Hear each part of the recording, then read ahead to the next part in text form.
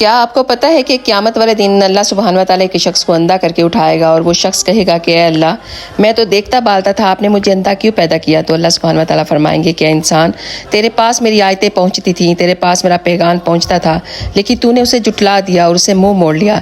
اے انسان، تیرے ساتھ ایسا ہی ہونا چاہیے تھا۔ انسان خواہش کرے گا جس نے ساری زندگی گناہوں میں گزاری ہوگی، وہ اللہ سے کہے گا کہ اے اللہ، مجھے صرف ایک دفعہ دنیا میں بھیج، پھر میں کبھی بھی گناہ نہیں کروں گا۔ پھر اللہ فرمائیں گے کہ نہیں، تمہیں موقع دیا تھا مگر تم نے اسے جھٹلا دیا۔ پھر وہ کہے گا کہ اے کاش مجھے میرا نامہ اعمال نہ دیا جاتا، اے کاش میں فلاں شخص کو اپنا دوست نہ بناتا، اے کاش میں اللہ اور اس کے رسول کا رستہ اپناتا، اے کاش میں نے اللہ کے ساتھ کسی کو شریک نہ ٹھہرایا ہوتا۔ صرف کاش ہی اس کے پاس باقی رہ جائے گا، اس انسان کے پاس۔ اے انسان، تجھے تیرے رب کریم کے بارے میں کس چیز نے غافل کر دیا ہے؟ وہی ہے جس نے تجھے پیدا کیا جبکہ تو ایک بے جان پانی کا قطرہ تھا، اس نے تجھے زندگی دی۔